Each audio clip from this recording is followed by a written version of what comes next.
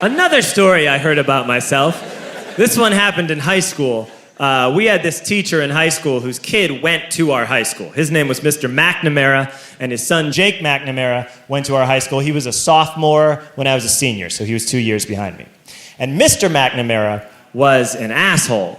And one weekend, he and his wife decided to leave town, which you should never do if you're an asshole. And Jake McNamara decided to throw a party at the teacher's house. Hooray! And everyone around town heard about it, and we all got up individually and thought, okay, let's go over there and destroy the place. I walked into this party, everyone I had ever met was there, and everyone was drinking like it was the end of the world. People were drinking like it was the Civil War and a doctor was coming to saw our legs off. It was totally unsupervised. We were like dogs without horses. We were running wild. I walked down to the basement. They had a pool table in the basement. One dude took a running start and threw his body onto the pool table and broke it in half. Another kid found out which room was Mr. McNamara's and went upstairs and took a shit on his computer. So the party was going great. I'm standing in the basement and I'm holding a red cup. You've seen movies. And I'm standing there and I'm holding a red cup and I'm starting to black out. And I guess someone said like, something police. And in a brilliant moment of word association, I yelled, fuck the police! Fuck the police! And everyone else joined in. 100 drunk white children yelling, fuck the police. With the confidence of guys who have like already been to jail and aren't afraid of it anymore. You know, that like, I serve my nickel, you come and take me confidence. But white children.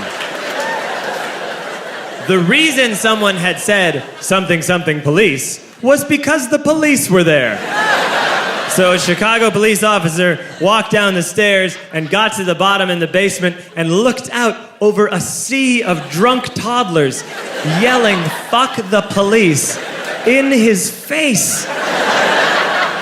And he was almost impressed. He was like, wow. And then he leaned into his walkie-talkie and went, get the paddy wagon. And my friend John, who is now a father, this man now has a baby, he grabbed a 40, smashed it on the ground, and yelled, scatter! And everyone ran in a different direction. We all ran in different directions. It was like that scene in Ratatouille when the humans come in the kitchen and all the rats go in different ways. We all ran in different directions. I ran into the laundry room and I jumped up on the washing machine and I crawled out through a window into the backyard, and now I'm running through the backyard and there was this big chain link fence and I thought, I've never climbed a fence that high before. And then I woke up at home.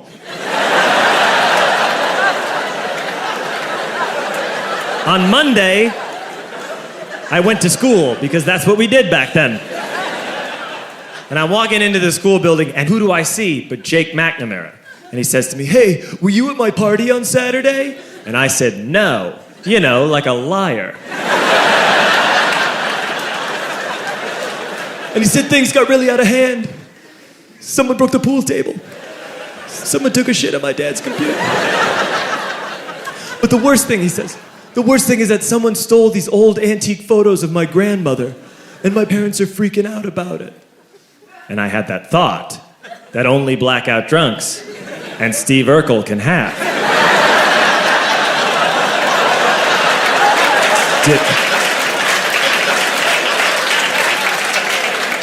Did I do that? I figured, no, I wouldn't have done that.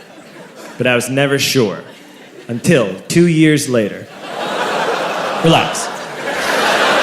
I'm playing video games with this kid named Alex that we also went to high school with. 2 years later, we've graduated by now. We're playing video games for a couple hours. And then Alex says to me, hey, come here, I want to show you something.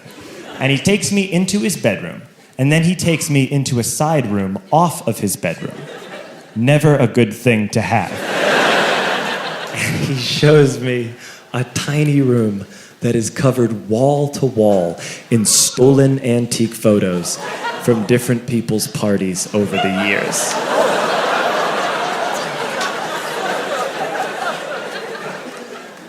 said, why?